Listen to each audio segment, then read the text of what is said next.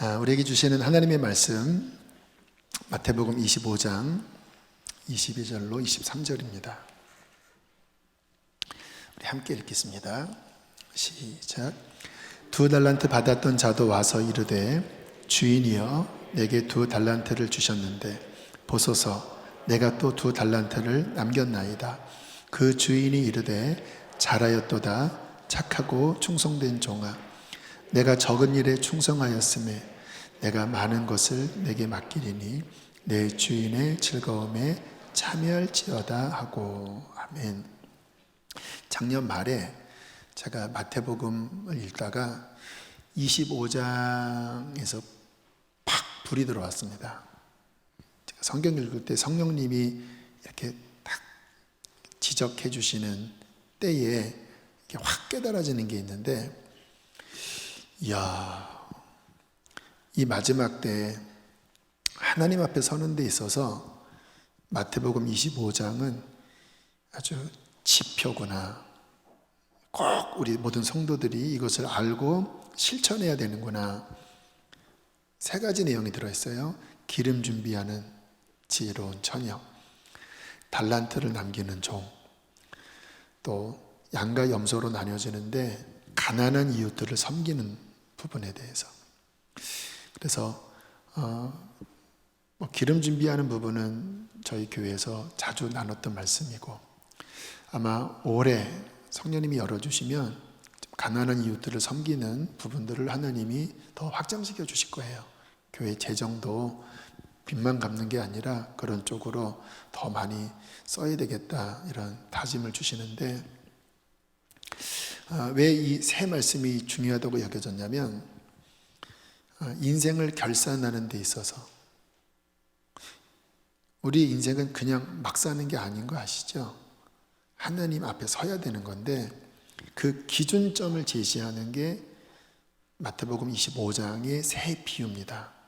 기름 준비했느냐, 달란트를 남겼느냐, 선한 열매를 맺었느냐. 자, 한번 여러분들에게 질문 하나 해볼게요. 하나님 앞에서 나의 인생을 어떻게 살았느냐 라고 스스로 질문한다면 30년, 40년, 50년, 60년, 70년 다 산 연수가 있잖아요. 나는 인생을 잘 살았나? 하는 질문지를 하나 받으면 여러분들은 어떻게 대답할 수 있으실 것 같아요? 직관적으로 고민 많이 하지 말고. 보통 사람들 안에 이런 인식이 있습니다. 제일 중요하게 여기는 게 경제적 자율입니다. 그러니까 남에게 도움받지 않고 산. 그게 되면 난 잘 살았어. 좀 도덕적으로는 남에게 폐 안 끼치고 그래도 이 정도면 부끄럽지 않게 살았어. 기타 등등 그러한 기준으로 난 잘 살았어 라고 보통 생각을 하실 거예요. 자, 그런데 오늘 말씀을 기준으로 한번 여러분들의 인생을 다시 한번 잣대로 한번 재보세요. 우리의 인생의 판단은 내 기준이 아니라 하나님 기준이거든요. 자, 오늘 말씀 한번 보실까요? 14절 함께 읽어보시겠습니다. 시작. 또 어떤 사람이 타국에 갈 때 그 종들을 불러 자기 소유를 맡긴 것 같으니. 자, 이 달란트 비유에 어떤 주인이 먼 나라로 가면서 종들에게 뭔가를 맡기고 떠났다라고 말씀을 합니다. 자, 19절 시작. 오랜 후에 그 종들의 주인이 돌아와 그들과 결산을세. 결산해요. 맡긴 것에 대해서 결산해요. 3가지를 정리할 수 있습니다. 첫째, 내 인생의 주인은 내게 아니에요. 우리가 갖고 있는 어떠한 것도 내 것이 없습니다. 주인이 맡긴 거예요. 청지기라고 합니다. 2번째, 주인이 그냥 맡긴 게 아니라 수행해야 할 미션, 사명을 주셨어요. 종으로서 그것을 감당해야 할 의무가 있습니다. 의무가 있는 거 아세요, 여러분? 셋째, 결산할 날이 옵니다. 그 맡긴 것에 대해서, 사명에 대하여 결산할 날이 오는데, 자, 이 기준으로 인생을 잘 살았다 하는 기준을 두면 바뀝니다. 경제적 자유, 도덕적으로 괜찮게 살았다, 남에게 폐 안 끼치고 살았다, 이 기준이 아니라 주님 앞에서 청지기로서 사명을 감당했나? 주인님이 맡긴 것에 대하여 나는 달란트를 남기고 있나? 하는 기준으로 인생을 보신다면 다시 한번 질문해 볼게요. 잘 사셨나요? 자, 그런 측면에서 오늘 말씀은 굉장히 중요합니다. 시험 잘 푸는 사람은 예상 질문을 잘 뽑는 사람입니다. 출제자의 예상 질문을 잘 뽑아야 답을 준비하잖아요. 여러분, 우리 인생의 예상 질문은 좀 전에 말씀드린 내 스스로 생각하는 게 아닙니다. 출제자이신 하나님, 그분이 우리의 인생을 어떻게 묻겠는가? 그게 오늘 25장 중간에 나오는 비유거든요. 그래서 제가 출제자의 예상 질문을 좀 자세하게 말씀을 그대로를 좀 설명해 드리려고 해요. 자, 14절 15절 다시 읽겠습니다. 시작. 또 어떤 사람이 타국에 갈 때 그 종들을 불러 자기 소유를 맡김과 같으니 각각 그 재능대로 한 사람에게는 그 달란트를, 한 사람에게는 2달란트를, 1달란트를 주고 떠났더니, 자, 이 말씀 보면 자기 소유를 맡겼다라는 말씀에 여러분들의 인식을 분명하게 두셔야 합니다. 내게 아니에요. 주인이 맡긴 거예요. 주인의 영광을 위해서, 주인의 뜻을 따르려고 맡긴 거예요. 아마 많은 사람들의 착각이 이 부분에서부터 시작되는 것 같아요. 내 거라고 생각합니다. 내 재능, 내 가진 것, 부모님으로부터 유산을 받았고, 부모님이 공부시켜줬고, 내가 노력해서 학위를 땄고, 내가 노력해서 어떤 자격증을 얻었고, 직장 다녔고, 물질을 얻었고, 결혼을 했고, 애를 낳고, 돈 벌었고, 다 내 거라고 생각해요. 자기 소유를 맡긴 것 같으니. 그 다음 말씀해 보면 각각의 재능에 따라 달란트를 맡겼다고 말씀을 하는데, 오늘날 이 달란트의 개념이 좀 희미하지요. 그러나 생각해 보면 오늘날 많이 쓰는 말이 달란트입니다. 탤런트가 달란트에서 온 말이거든요. 그래서 미국의 갓 탤런트 경영대회 보면 자기 재능을 막 뽐내면서 이렇게 이제 그 다음으로 올라가잖아요. 그러니까 어떤 재능을 의미하는 건데, 이 성경 시대에는 달란트는 어떤 화폐 단위입니다. 무게가요 33kg이래요. 한 달란트가. 그러니까 엄청난 거죠. 그런데 이 주인이 맡긴 이 단위는 금 달란트입니다. 은 달란트가 아니라 금 달란트예요. 금 33kg. 집에 갖고 계신 분 계신가요? 와, 한 숟갈만 띄워주세요. 돈으로, 몇 돈으로 환산하면 8,800돈입니다. 제가 인터넷 찾아보니까 한 돈에 살 때 29만 원 정도예요. 그러면 한 달란트는 얼마인지 아세요? 대략 25억 원이 좀 넘습니다. 한 달란트가. 주일학교 5달란트로 떡볶이 하나 사고 하는데, 이거 아주 착각하는 겁니다. 5달란트면은 얼마지요? 한 200억, 100억, 125억으로 떡볶이 한 그릇, 그런 개념이에요. 그러니까 오늘 주님이 5달란트 125억, 좀 더 돼요. 2달란트 50억, 1달란트 에게가 아닙니다. 25억이에요. 33kg 금덩어리를 맡겼다고 하는 의미예요. 이게 그 당시나 지금이나 굉장히 과장법처럼 느껴지는 비유입니다.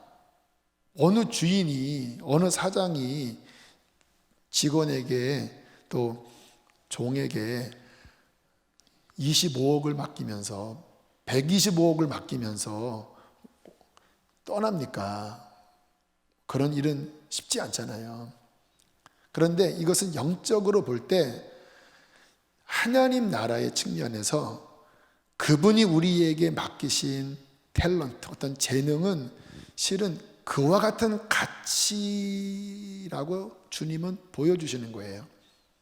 그래서 우리가 신앙생활을 할 때 정말 신앙생활 잘하는 분들의 특징은 가치를 잘 압니다. 아, 이게 지금 엄청난 일이구나. 왜냐하면 가치를 알아야 갑지부를 하잖아요. 거기에 맞게끔 상응하는.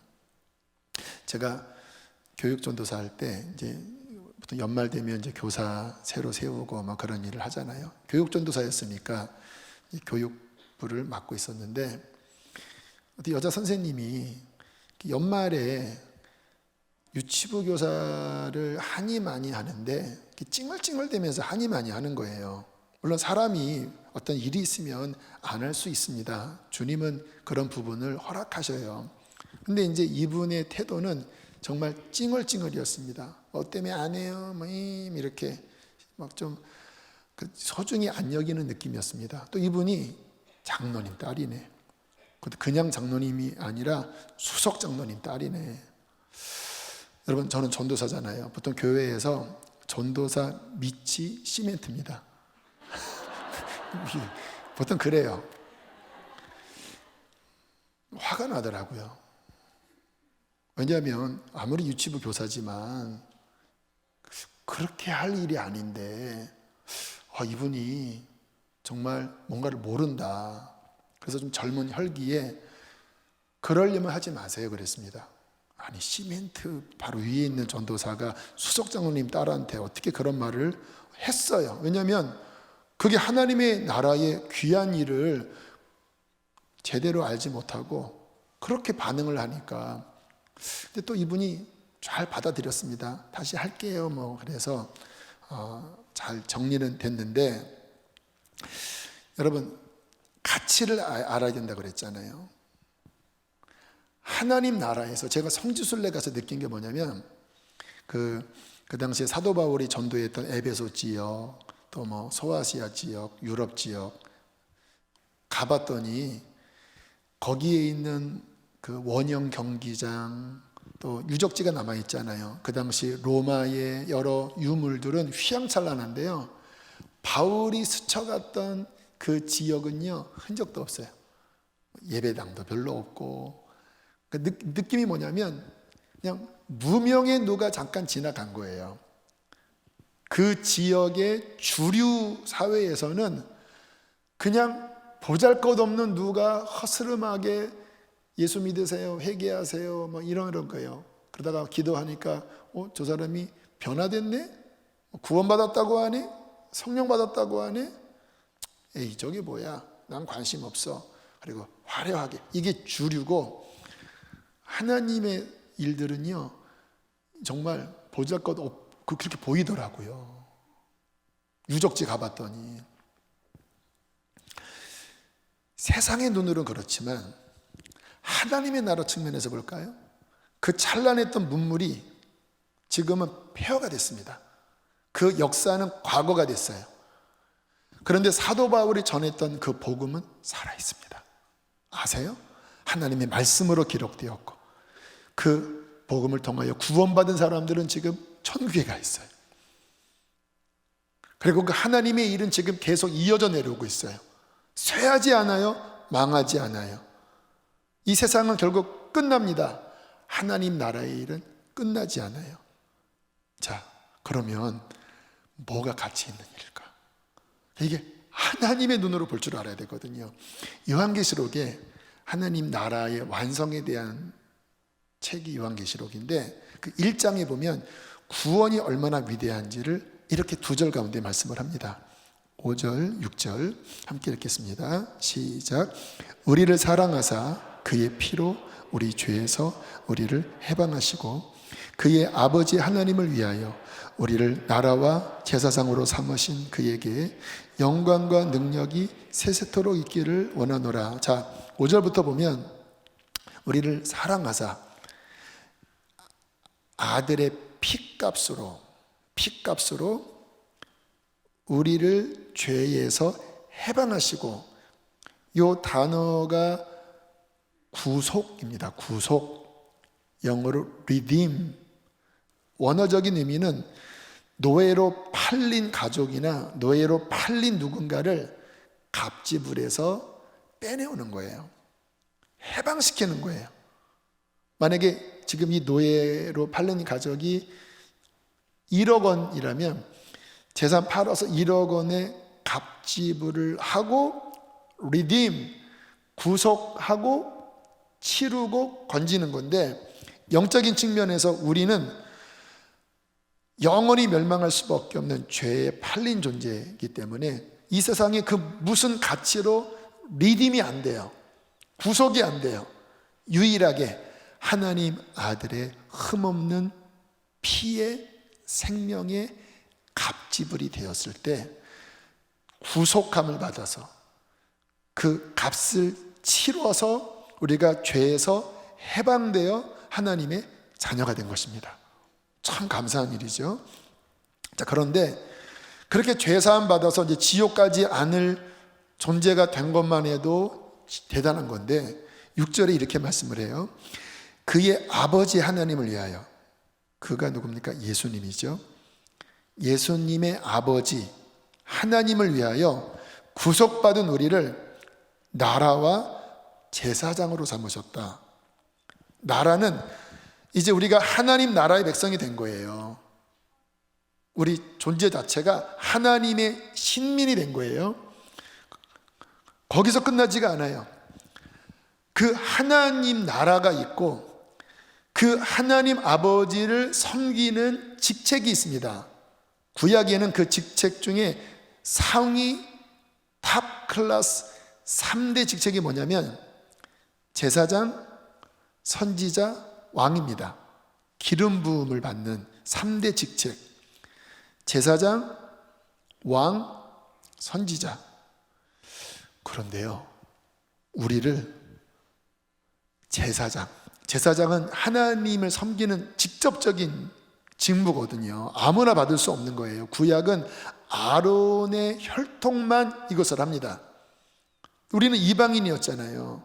죄의 장아찌들이었잖아요. 그런데 죄에서 건진받았을 때 예수님의 아버지, 곧 우리 아버지지요. 그 아버지를 위하여 예수님과 똑같은 그 일을 섬기는, 예수님은 대제사장, 우리는 작은 제사장으로 부름받아 그 하나님을 섬기는 일을 맡게 됐다라는 거예요. 이게 지금 영적인 측면에서 볼 때 이게 어마어마한 것들이 우리에게 구원 안에 주어진 거예요. 제가 고등학교 때 주님 만나서 거듭나고 저에게는 복음 전하는 사명이 있었던 것 같아요. 보통 당대 신앙은 많이 그래요. 왜냐하면 구원이 얼마나 중요한 것을 잘 압니다. 믿지 않는 척박한 가정에서 구원을 받으면. 19살쯤 되었을 때 제 속에서 복음이 이렇게 정리가 됐어요. 그런데 제 스타일로 실은 정리를 했어요. 이 세상에 가장 작은 단위인 원자 주변에 전자, 그런 양성자 이런 게 이렇게 돌잖아요. 그게 참 질서 있더라고요. 우주를 보니까 태양계가 질서 있게 돌더라고요. 은하계가 질서 있게 움직이더라고요. 이 작은 단위부터 큰 우주까지 이런 질서를 누가 만드셨냐, 이렇게 정리가 되더라고요. 예수님의 십자가, 우리를 사랑하셔서 죽으신 십자가가 얼마나 큰지, 죽으면 어떤 일이 벌어지는지, 예수 믿는 것은 무엇인지 이게 깨달아져서 학교에서 야간 자율학습 시간에 한 명 한 명을 불러놓고 한 10분 15분 이 복음을 전한 거예요. 깨달아졌으니까. 그러면 100% 결신을 했어요. 그래서 교회를 데려가기도 하고, 그리고 20살 때는 좀 이렇게 밤에 잠깐 산책 나갔다가 공원에서 중학교 때 방황하는 친구를 만나서 복음을 전했습니다. 그랬더니 뭔가를 꺼내주더라고요.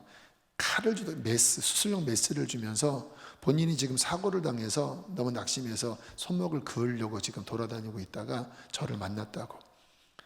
제가 어떤 복음 전하고 이 친구가 이제 구원받은, 그런 복음을 전하는 이 일을 19, 20 이때부터 감당을 했고, 20살 때 한 20명, 25명의 어린 영혼들에게 그들을 케어하는 일이 제게 비공식적으로 주어졌어요. 교회에서 정식은 아니었고 그냥 아이들끼리 모였는데 저에게 맡겨졌습니다. 매 주일마다 한 2시간 예배를 인도해야 됐어요. 찬양도 준비해야 됐고 설교도 한 20분을 해야 됐습니다. 초짜 20살짜리 신학생이 뭐를 할 줄 압니까? 그런데 최선을 다했어요. 그들의 신앙이 침체되면 막 주님 저들을 살려달라고 몸부림을 쳤어요. 그리고 그 이듬해 이제 정식 교육 전도사가 되었을 때 꼬마 아이들, 주일학교 아이들, 제 바람이 뭔지 아세요? 주님 얘네들 거듭나게 해주세요. 주님 성령 받게 해주세요. 막 몸부림치니까 아이들이 수련회 때 주님 만나더라고요. 또 방언도 받더라고요. 아무튼 그와 같은 일을 하면서 지내왔는데, 제가 그때는 이게 어떠한 가치인지를 정확하게 몰랐습니다. 그런데 시간이 지나면서 느낀 게, 이 세상에서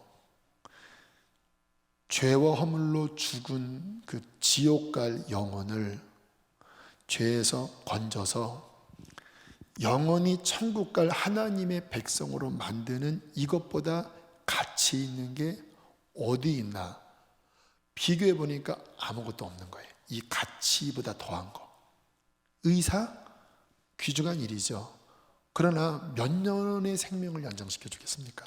저도 갑상선암 수술을 제때 해서 그래도 지금까지 살아있는 것 같아요. 왜냐하면 수술했을 때 이 임파절에까지 굉장히 많이 번져 있었거든요. 그때 수술을 안 했으면 어려웠을 수도 있었어요.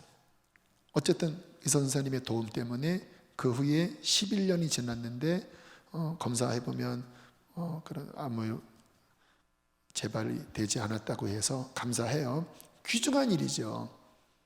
그러나 영원한 생명을 주는 것과 비교해 보면 이거는 엄청난 거죠.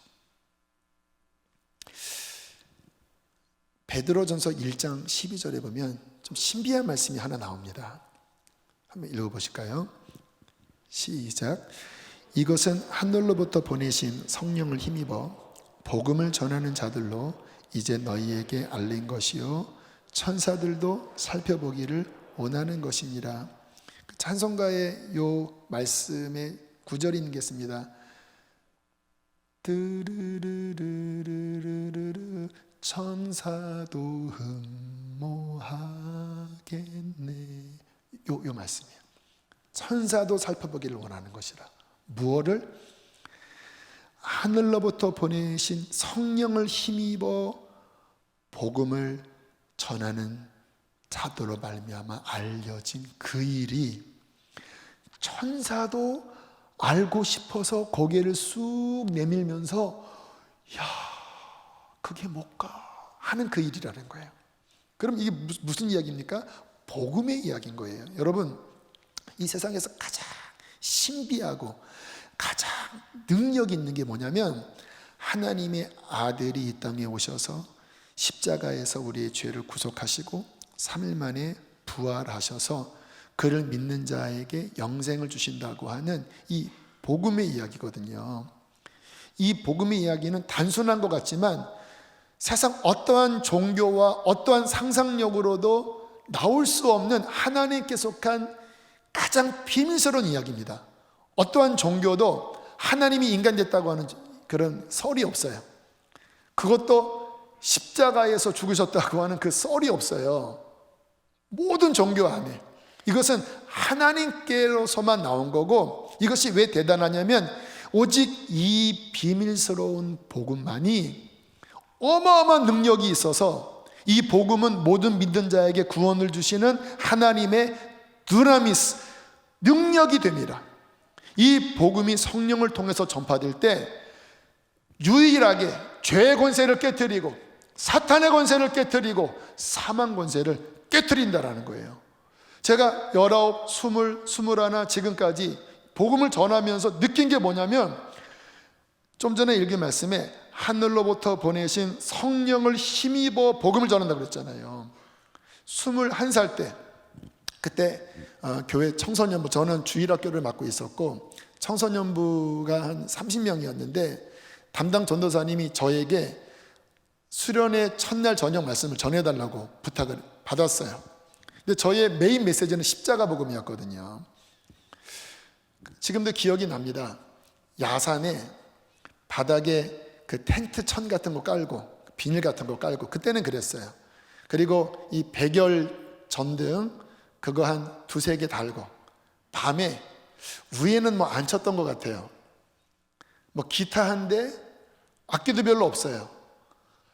그 어슴푸레한 저녁에 십자가의 복음을 전하는데 이게 막 떨리는 거예요. 위로부터 막 권능이 부어지는데 예수님이 우리를 위해서 어떻게 돌아가셨는지라니, 학생들한테 바로 우리의 죄 때문이 하는데, 그때나 지금이나 중학생 아이들은 진짜 이상한 애들입니다. 이게 뭐가 이게 마이동풍이에요. 그런데 그 아이들의 눈에서 막 눈물이 떨어지는 거예요. 근데 제가 알았어요. 지금은 저는 이제 중교 목회자로 들어갔잖아요. 53. 그런데 그때 제가 전했던 그 파워는 지금보다도 강력했어요. 그날 와, 성령님이 막 이 영혼들을 구원하시려고 막 십자가의 복음이 막 이 터져 나오는데, 그 영혼 안에, 그 어린 아이들 안에, 교회를 다녔지만 거듭나지 않았던 그 강팍함들이 막 말씀 안에서 깨지고 성령이 역사해서 그들이 막 살아나는데, 와, 25분 전하고 기도하는데 막 폭발을 하더라고요. 하나님 나라에서 이 세상에 요즘 뭐 좋은 강연들, 뭐 테드, 또 뭐 김창옥 씨, 굉장히 좋은 강연들이 많잖아요. 저도 가끔 듣습니다. 유익합니다. 그러나 천사들도 살펴보기를 흠모하고 영혼들을 구원할 하나님의 성령이 친히 역사하는 그 메시지는 우리에게 주신 하늘나라의 복음의 메시지입니다. 이거를요, 천사들에게 맡긴 게 아니라 죄인들인, 은혜로 구원받은 초라하기 짝이 없는 우리들에게 맡기시면서, 너는 왕같은 제사장이다, 내가 하나님을 위해서 하는 이 일을 너희에게 맡긴다, 이렇게 맡기시고 주님은 하나님 보좌 우편에 계신다라는 거예요. 그래서 제가 선생님 나무란 겁니다. 아무리 어린 아이들이지만 지금 당신이 맡은 이것이 얼마나 위대한 것이라는 것을 당신 모르고 그 말이었어요. 자, 오늘 달란트 비유에 보면 이제 충성스러운 사람들에 대한 이야기가 나오는데요. 16절 17절 함께 읽겠습니다. 시작. 5달란트 받은 자는 바로 가서 그것으로 장사하여 또 5달란트를 남기고, 2달란트 받은 자도 그같이 하여 또 2달란트를 남겼을. 자, 여러분, 굉장히 이 종들의 반응은 굉장히 신속했어요. 근데 생각을 해보면 이 문화 속에서 이 종은 지금의 직원이 아니라 어떤 상황에서 이러한 노예가 생겨나냐면, 성경을 보면 그런 이야기가 가끔 나와요.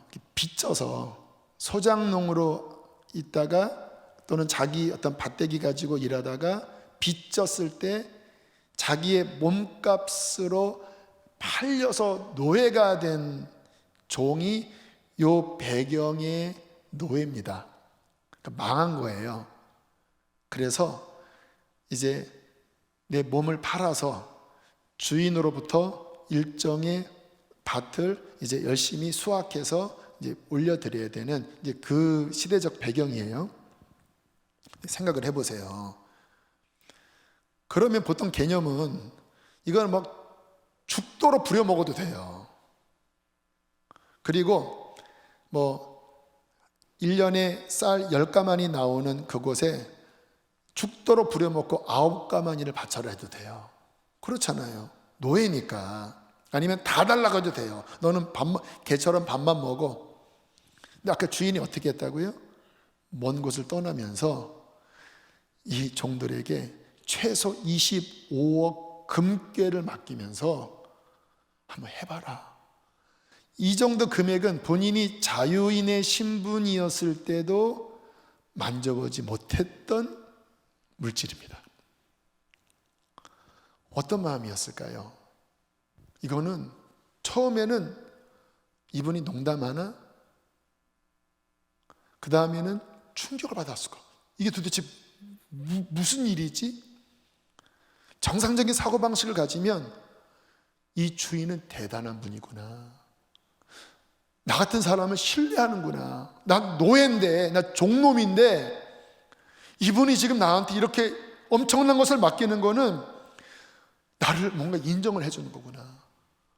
어떤 마음이었을까요? 감격, 감사, 열정. 그러니까 바로 간 거예요. 어떤 두려움이 아니라 그 감사, 감동, 기쁨으로 바로 가서 나에게 이 망할 놈에게 맡기신 이 어마어마한 주인님의 그 배려, 그 은총에 정말 기쁜 마음으로 최선을 다해서 밤이나 낮이나 우리 주인님이 맡기신 이것 한번 제대로 해야 되겠다. 그렇게 충성하니까 안 남겠습니까? 여러분, 영적으로 보면요, 정확하게 이게 바로 우리의 모습이에요. 죄와 허물로 완전히 망했던 우리가 하나님의 아들의 핏값으로 구원받아 죄사함을 받았는데 갑자기 그분이 성령을 주시면서 이 어마무시한 복음을 우리에게 주시면서 너 제사장이야. 나 하나님 아버지를 위해서 너희 구원하는 이게 하나님 나라의 일인데 내가 그것 때문에 이 땅에 왔어. 너 내 대신 이 일을 해. 나는 이제 하나님 보좌 우편에 앉아서 너희와 함께 할 거야. 그런데 이 땅에서 지금 내가 했던 이 복음을 전하는 이 일은 이제 너희한테 맡기는 거야. 그게 마태복음 28장입니다. 하늘과 땅의 모든 권세를 내게 주셨으니 그러므로 너희는 모든 족속에게로 가라. 대위임, 아버지의 일을 받아서 그의 종들에게 맡기는, 이 복음을 맡기는 일. 그때 사도들에게 돈이 온 건 아니에요. 그러나 영적으로 보면요, 금 5달란트가 아니라 억만 달란트가 온 겁니다. 그들이 복음을 전하면 죄사함 받고 성령 받고 그런 일이 그때도 일어났고 지금도 제가 그 간증을 한 거잖아요. 여러분을 통해서 그 일이 일어난 거잖아요. 이 어마어마한 일을 받은 우리들, 제사장으로 삼으신 그 하나님의 은혜를 받은 우리들이 즉시 가서 기쁨으로 섬겼던 그 종들처럼 하나님 앞에 주님 감사합니다. 주님 알겠습니다. 이 짧은 인생, 한 번밖에 없는 나의 인생, 나의 주인님이 건져주신 것만 해도 감사한데 이 어마어마한 일을 맡겼다면 제가 한번 해보겠습니다. 충성해보겠습니다. 억진가요? 두려움인가요? 기쁨이죠. 감사지요. 감격이지요. 이 달란트를 조금 더 풀면요, 이게 은사입니다. 탤런트, 은사. 근데 이것은 그냥 은사라기보다는 영적인 은사입니다. 여러분, 고린도전서 12장에 보면 은사가 나오잖아요. 어떤 말씀이 나오냐면 성령님이 그 뜻대로 각각에게 선물을 그 뜻에 맞게끔 주셨다. 왜냐하면 이 하나님의 나라의 일이라고 하는 어떤 큰 그림 안에서 다양한 일들이 있거든요. 오늘도 이 예배 때 저는 말씀을 전하고 있고 또 찬양을 하기도 하고 또 안내를 하기도 하고, 이 예배라고 하는 이 하나님의 일도 다 다르잖아요. 그렇죠? 하나님의 나라의 일에 원리가 있습니다. 복음으로 영혼들을 구원하고 구원받은 사람들이 영적으로 자라면서 하나님 나라의 군사가 돼서 그들이 또 세상 나가서 사람들을 구원하고 동시에 하나님께 예배하고 하는 하나님의 나라의 그 그림들이 있거든요. 그런데 성령님은 이미 우리를 구원하실 때 각 사람에게 그 하나님 나라의 일의 제사장으로서 어떠한 부분을 감당할 탤런트를 주셨다라는 거예요. 기프트, 선물을 주신 거예요. 그게 은사입니다. 모든 믿는 사람 안에는 다 있어요. 각각 달라요. 저는 그 은사가 말씀의 은사 또는 예배의 은사, 복음 전하는 은사, 그런 군이었어요. 좀 설명을 해볼까요? 구제의 은사, 이 섬김의 은사가 있는 분들이 계셔요. 그분들은요, 나눠주기를 되게 좋아하더라고요. 또 그분들에게는 어느 정도의 물질도 하나님이 같이 주시는데, 가난한 사람들, 어려운 사람들을 보면 마음이 깊이 움직입니다. 컴패션, 마음이 그 사람들의 아픔과 함께 움직여요. 그래서 이 구제의 은사가 있는 분들은 나눠주는 쪽에 사역을 많이 해요. 그런데요, 그 일을 할 때마다 기쁩니다. 여러분, 이 물질을 나를 위해 쓰는 거와 하나님의 기뻐하는 일을 통해서 누군가 살아난다면 영적인 희열은 다르죠. 말씀의 은사, 가르치는 은사, 목양의 은사가 있어요. 제가 이제 요 군에 많이 속하는데, 이 은사를 받은 분들은 성경이 잘 깨달아집니다. 정리가 돼요. 그리고 말을 조리 있게 합니다. 그래서 이런 분들은 교사나 목자의 일을 하기에 적합한 은사군인데, 이 일을 할 때 본인이 힘이 나요. 제가 작년에 어떤 젊은 한 40대 중반 정도 되신 집사님 부부를 만났는데, 와, 감격스러운 이야기를 하더라고요. 목사님, 저의 특기는 목자입니다 그러시는 거예요. 일반인인데 본인은 이 목자의 일을 제일 잘한대요. 이 일을 할 때 기쁘대요. 그래서 많은 사람들이 흔들릴 때 두목장인가 세목장을 맡으면서 열심히 그 젊은 분이 사람들을, 흔들리는 사람들을 세웠어요. 기쁘대요. 그 목장에는 사람들이 살아나요. 함께 말씀을 읽고 함께 막 독려하고 살아나요. 베드로 전서에 보면 이와 같은 일을 잘 감당하면 목자장이 나타날 때, 주님 앞에 설 때 시들지 않은 영광의 면류관을 주리라. 와, 너무 기쁘더라고요. 복음 전하는 은사. 여러분, 이 세상에 가장 강력한 파워가 복음이라고 그랬잖아요. 그래서 이 복음 전하는 은사를 받은 사람들이 복음을 전할 때, 선교를 나가든 전도를 하든 아는 지인에게 복음을 전할 때든 저처럼 어떤 사역 집회를 할 때든 이 복음이 정말 정통으로 역사하면요, 이게 가장 강력한, 저도 하나님 사역을 하다 보면 이 어떠한 사역을 할 때는 이렇게 진하게, 전기로 보면 한 2만 볼트짜리 힘이 오는 게 있고 한 1000볼트짜리 힘이 있고 좀 다르거든요. 근데 제가 경험해 본 가장 강력한 파워는요, 이 십자가와 부활의 복음을 전해서 그 영혼이 죄에서 팍 깨트려지고 해방되는 그 현장에서 쓰임 받을 때 가장 강력해요. 이 복음 전하는 은사가 있는 분들은 아마 여기 그 은사가 있는 분 계실 거예요. 그 경험 아실 겁니다. 복음을 전할 때 막 뜨겁고 이 영혼들이 막 살아나는 그 모습을 볼 때마다 마치 내 자녀가 태어나듯이 천국에서 잃어버린 한 영혼이 돌아오면 가장 기뻐한다고 그랬잖아요. 성령님의 그 기쁨을 주십니다.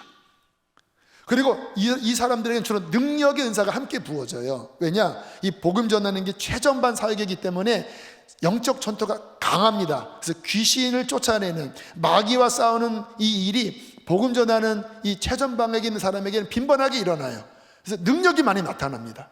와, 기도했는데 나아요. 이게 뭐지 이게?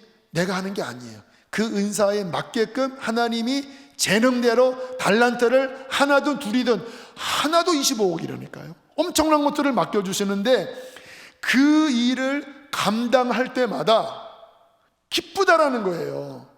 그리고 그 일을 감당할 때 내 영이 더 풍성해지고 성장한다라는 거예요. 제가 처음에 이 일을 할 때에는 이 정도 가치 있는지는 몰랐습니다.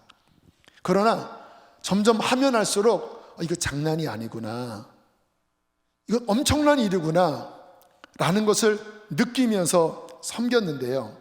중요한 건 무엇입니까? 오늘 21절에 보면 이와 같은 말씀을 하고 있어요. 함께 읽겠습니다. 우리 큰 소리로 읽어봅시다. 시작.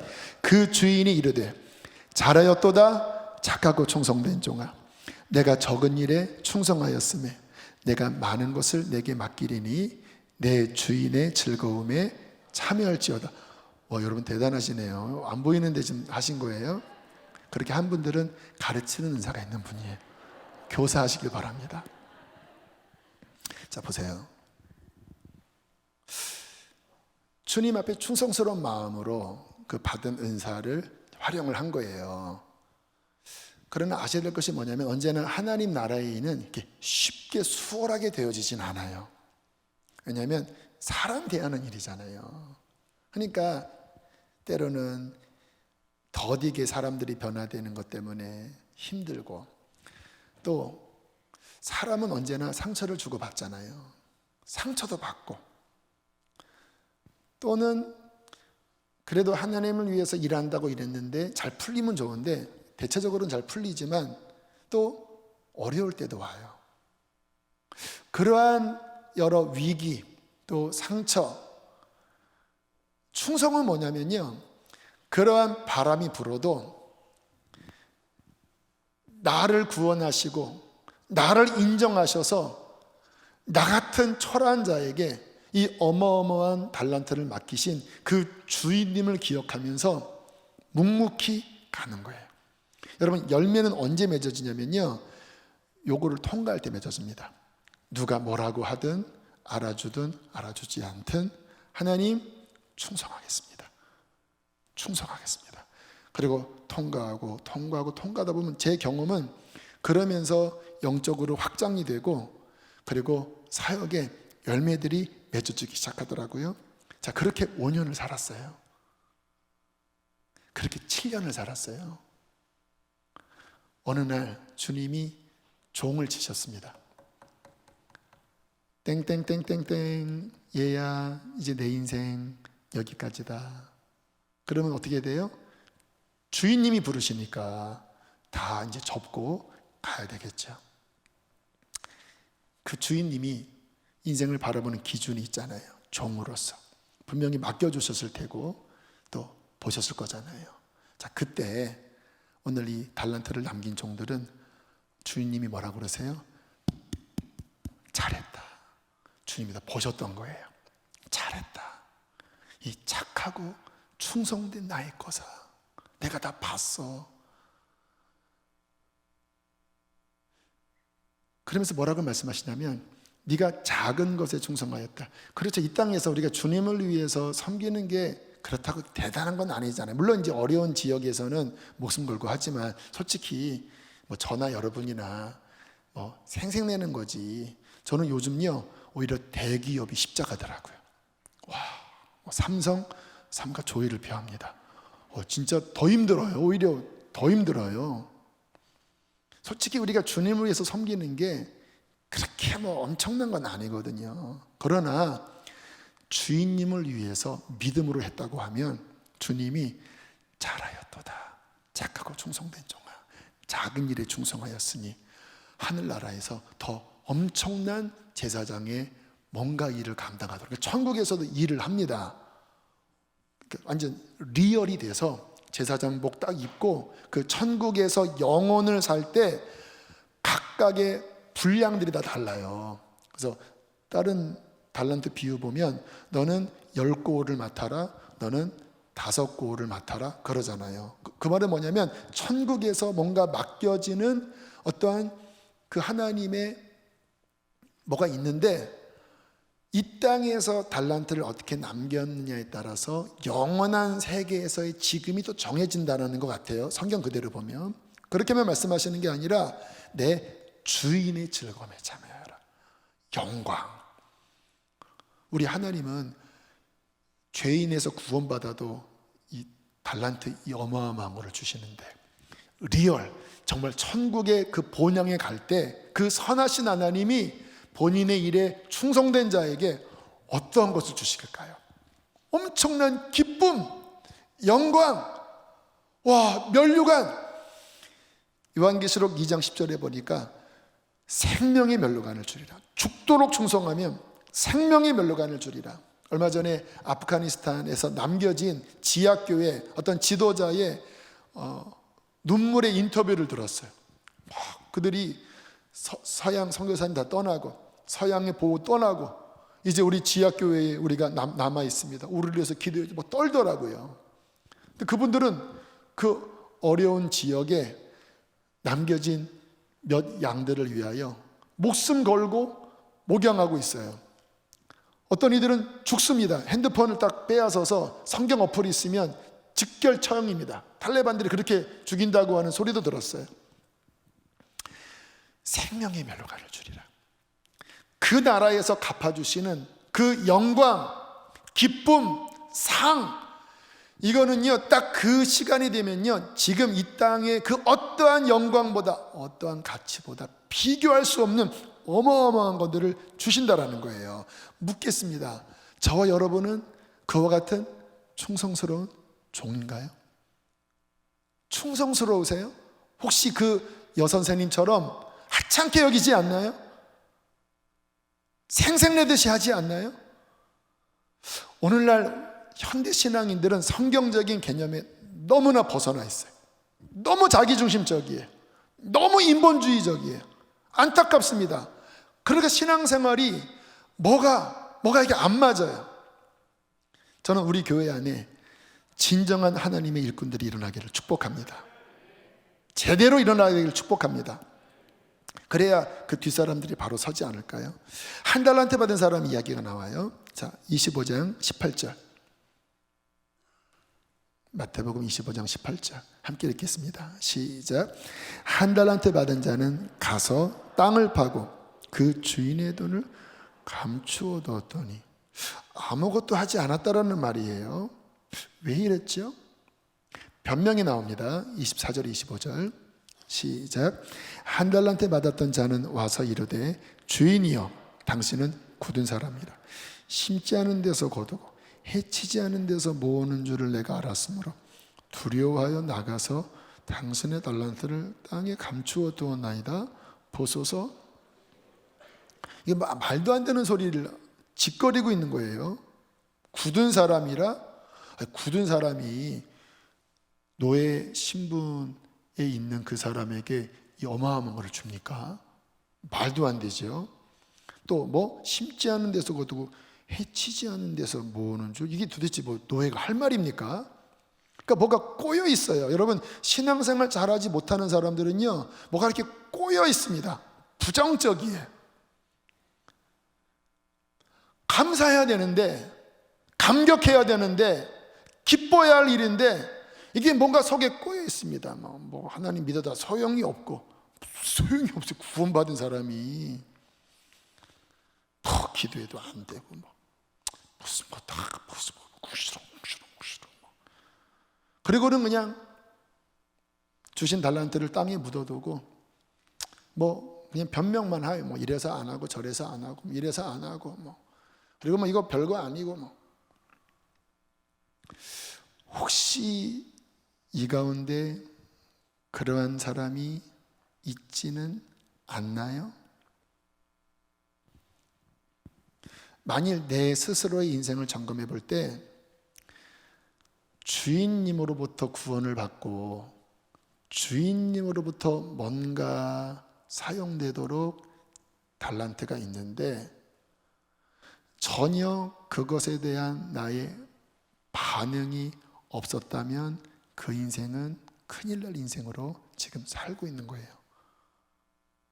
이 말씀이 기준으로 본다면. 왜냐하면 주님은 그와 같은 종들을 향하여 악하고 게으른 놈아 그랬어요. 그리고는 슬피 울며 이를 갈리라 하고 저주를 하시니까.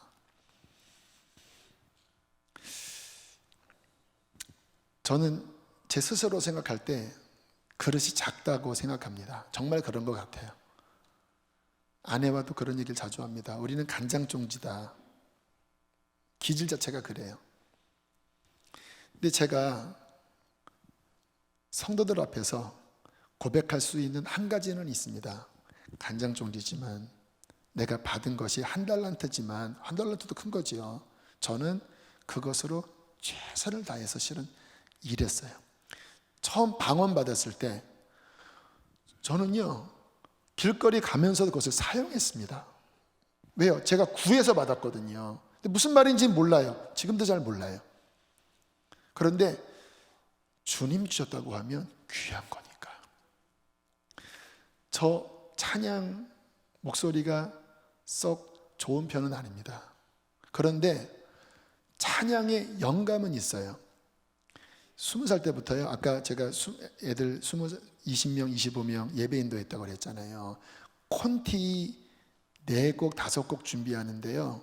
그 당시에 어느 때는 1시간씩 걸렸어요. 어떻게 했는지 아세요? 막 기도하고 하나님이 영으로 풀어지지 않으면 곡 하나를 못 적겠는 거예요. 그냥 끄적끄적대면 할 수 있습니다. 그런데 그렇게 못 하겠는 거예요. 왜요? 제대로 하고 싶으니까. 성령님과 함께 하고 싶으니까. 설교 30분짜리 한 편 준비하는데 그때 20대 초반에 17시간씩 걸렸습니다. 한 줄, 그러니까 수기로 했거든요. 한 줄 하는데요 30분을 매달 주님, 성령님이 주시는 그 생명의 말씀이 내 안에서 풀어지지 않으면 머리로서는 전 설교 안 할 거예요. 신학교에서 배운 지식 나부랭이로 안 할 거예요. 주님 그거 하나도 유익하지 않아요. 성령님 주세요. 30분 매달리면 알아요. 아, 이거는 내 생각이 아니라 성령님이 주신 생각이고 은혜가 확 임하는 문장이 떠오릅니다. 그러면은 써요 이렇게. 하나님이 우리를 사랑하셨다. 근데 지식으로 사랑하셨다 하면 느낌이 없는데 주님이 팍 열어주시면요 쓸 때 진동이 일어나고 막 기쁘고 살아나요. 그렇게 한 문단 또 답답하고 막히면 매달렸다가 또 팍 열어주시면 한 문단 17시간. 한 달란트 받은 간장종지와 같은 저 같은데 그런 마음으로 하니까 주인님이 좋아 보셨나 봐요. 그래서 어떤 시간이 지나면 이게 좀 더 늘어나고 좀 더 이렇게 늘어나고 했던 것 같고 군에 갔을 때 복음을 전하는 어떤 상황을 열어주시더라고요. 일반 통신병이었는데 신병교육대 아이들 대상으로 복음을 전하는 환경을 열어주신 처음에는 되게 힘들었습니다. 왜냐하면 죄송합니다. 이제 외지에서 설교하러 목사님이 오셨는데 그 설교와 제가 준비한 드라마와 이 복음 메시지랑 시간이 안 맞으니까 이거 지금 20분 해야 되는데 목사님이 막 시간을 막 잡아먹으시는 거예요. 그래서 너무 힘들어서 제가 이거 이제 더 이상 못하겠다고 내려놨거든요. 주님이 경고하시더라고요. 해라. 힘들어도 해라. 그게 종이다. 그래서 울었습니다. 예, 하겠습니다. 그리고는 이제 그 사단 여러 부대의 신우들을 모았습니다. 제가 대본을 만들었어요. 십자가 복음에 대한 대본, 그리고 복음 중심의 찬양 콘티, 그리고 함께 연습을 하고 훈련받으러 온 신병교육 그 7주 중에 하루를 맡아서 이제는 이제 감사하게 그런 목사님들이 이제 안 오시고 그냥 그거를 아예 통으로 맡아서 한 15분 십자가의 드라마 보여주고, 그리고 막 시범 외친 거예요. 천국과 지옥이 있다고, 십자가를 믿어야 된다고, 지금 결심하라고 애타게 천사도 흠모하는 그 신비로운 오직 영혼을 구원할 그 복음을 맡은 자로서 환경은 어렵지만 기회를 주셨으니까 충성하여 외치고 회개하고 믿으셔야 된다고 일어나라고 하면 막 일어나는 거예요. 50명, 100명 일어나는 거예요. 따라하라고.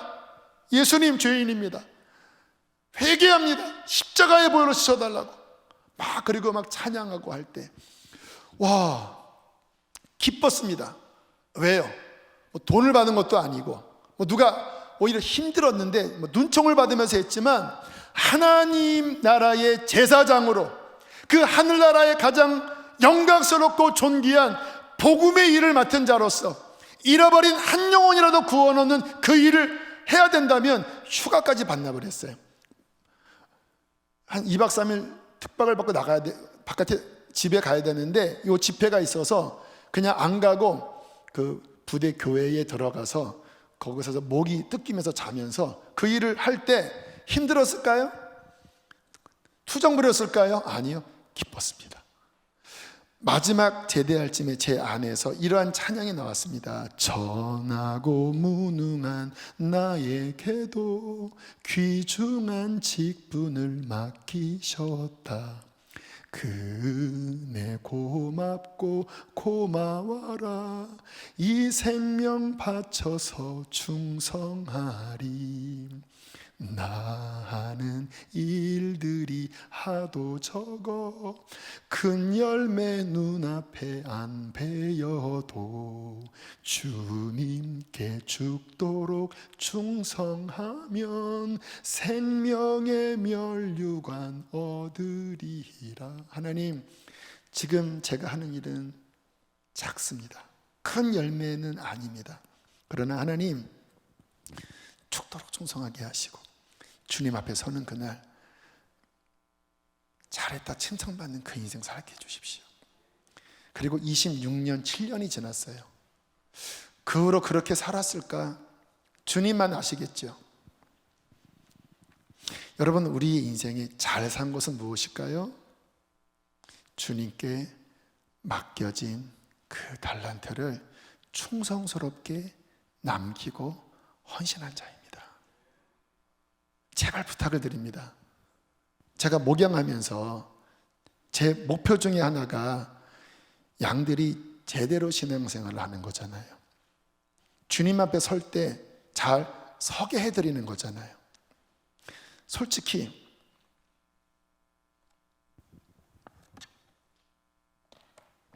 하고 싶은 이야기 많아요. 근데 못하겠어요. 왜냐하면 생각이 참 다른 것 같아요. 어떤 상황과 어떤 사물을 인식하는 게 너무 다른 것 같아요. 또 제가 잘 이해도 못해요. 너무 인본주의적인 사고방식, 어떤 종교적, 도덕적 관념에 비스무리한 신앙관을 갖고 있구나. 개념이 다르구나. 저는 한 분 한 분 저부터 아무튼 달려갈게요. 애를 쓸게요. 더 회개하고 몸부림을 칠게요. 주님 앞에 서는 날 잘 설 수 있는 저와 여러분으로 준비시키길 원합니다. 그와 같은 신앙생활을 하도록 우리 교회 안에 하나하나 구석구석 더 깨끗해지고 더 바르게 세워지고 그와 같은 신실한 일꾼들이 선다면 하나님은 우리 교회를 통하여 이 역사, 이 시대에 반드시 귀중한 한 모퉁이의 사명을 맡기실 것입니다. 이 주님의 기대가 느껴져요. 그러나 이와 같은 하나님의 인식이 있어야 그걸 감당하는 거지. 인본주의적인 사고방식을 가지면 그거 했다가 망하거든요. 나답과 아비후가 다른 불을 가져다가 분양하려다가 불에 타 죽었잖아요. 따라합시다. 하나님의 일은 하나님의 불로 해야 한다. 또 따라하세요. 하나님의 일은 하나님이 진리로 해야 한다. 하나님의 불을 하나님의 진리로 충성스럽게 감당하는 우리가 되기를 주의 이름으로 축복합니다. 우리 함께 이 시간 찬양하실 때 두 곡 부르고 기도하겠습니다. 먼저 그 나라와 의를 구하라. 마태복음 6장 33절의 말씀 우리 자신에게 선포하면서 이 찬양 고백하고 기도하시겠습니다. 먼저 그 나라와 의를 구하라. 그 나라와 그 의를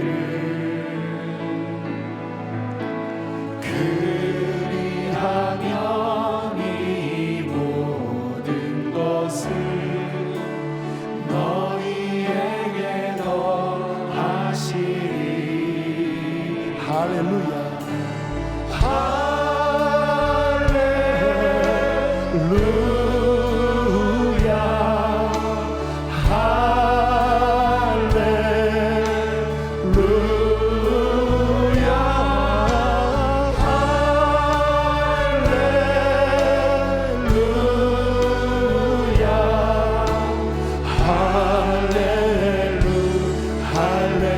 사람이 떡으로만 살 것 아니요 사람이 떡으로만 살 것 아니요 하나님 말씀으로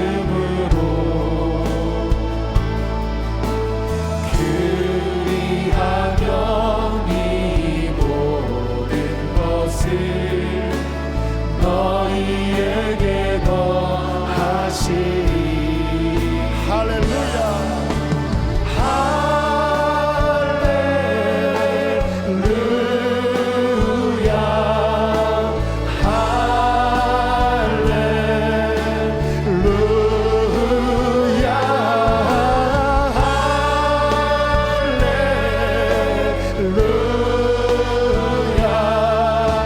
우리 왕같은 제사장으로 하나님 앞에 거룩한 찬양을 올려드립시다. 할렐루야.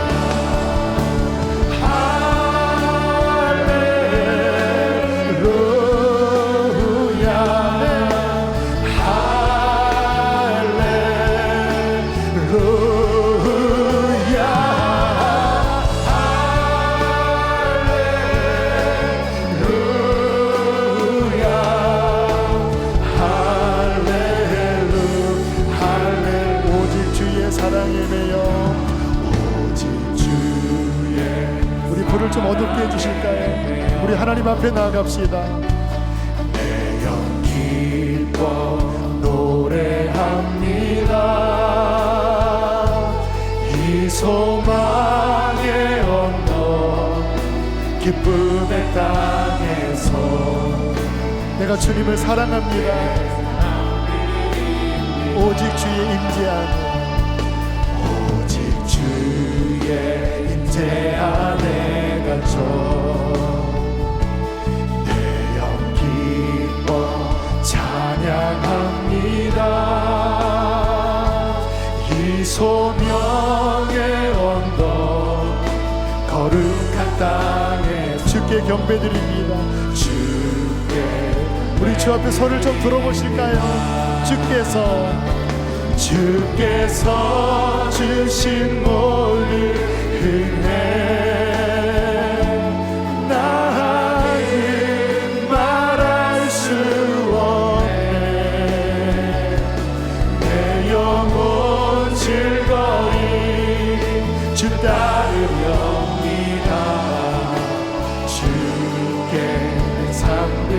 주께서 주신 모든 은혜 주께서 주신 모든 은혜 나는 말할 수 없네.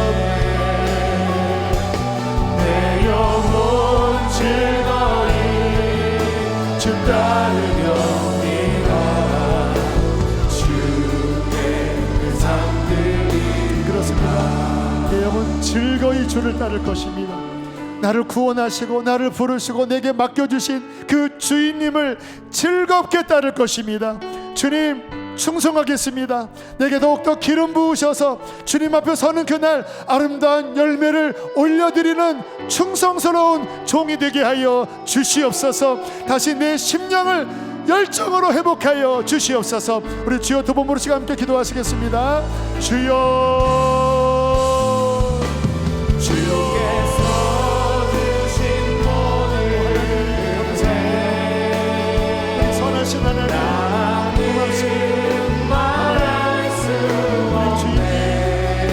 즐겁게 주님을 따르고 기쁨으로 주님을 따르고 주님 우리 안에 이 기쁨을 회복하여 주시고 하나님의 나라의 가치를 알게 하여 주십시오.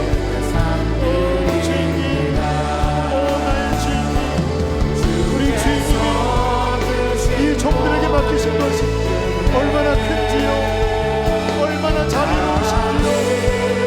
주인님, 이것이 우리의 기쁨이고 이것이 우리의 영광이며 이것이 우리의 삶의 데스티니입니다. 오 주님, 오 주님, 우리의 심령을 회복하여 주십시오. 회복하여 주십시오.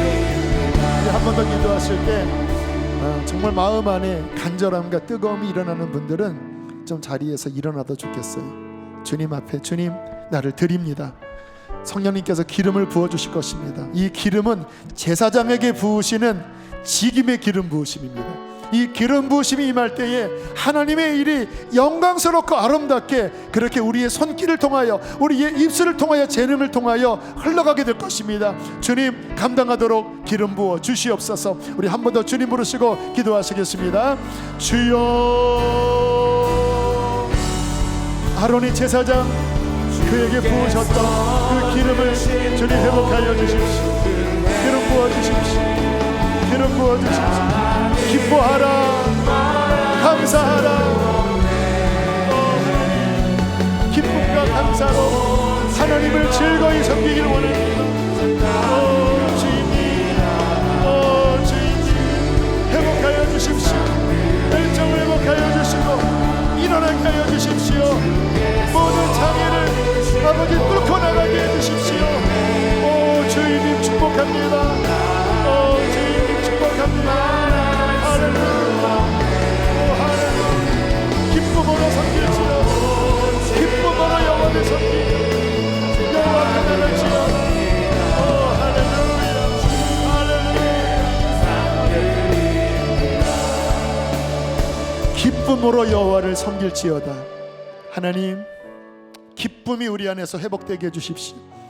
우리의 영의 눈을 열어주시어서 가치를 알게 하여 주시고 하나님 내게 주신 그 달란트가 무엇인지를 깨닫고 겸손히 엎드려 기도하며 나는 죽고 나는 십자가에 가리우고 주님의 이름과 영광만 드러내는 그러한 귀한 일꾼으로 주님 한 분 한 분을 축복해 주십시오. 주님 이 시간 기름 부으심을 구합니다. 2022년 하나님 이들을 통하여 하나님이 하실 일들이 있습니다. 주님 오늘 메시지를 통하여 성령께서 이들의 영에 말씀하셨습니다. 이것을 들은 자들이 있습니다. 하나님 기쁨으로 일어나게 하여 주시고 열정으로 뚫고 나가게 하여 주십시오. 주님 뚫고 나가게 해주십시오.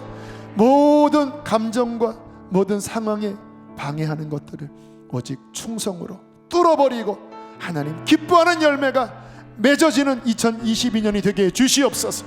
주 앞에 서는 그날 우리 주인님께서 잘했다 나의 착한 종아 충성된 종아 그렇게 말씀하시는 삶을 힘껏 살아가도록 주님 축복하소서. 축복하소서. 어린아이 같은 신앙, 병든 신앙, 인본주의적인 그러한 허탄한 누룩을 다 벗어버리고 오직 순전한 누룩 없는 떡으로 하나님을 섬기는 종들로 우리를 구별하여 주십시오. 주인님 우리를 구별하여 주십시오.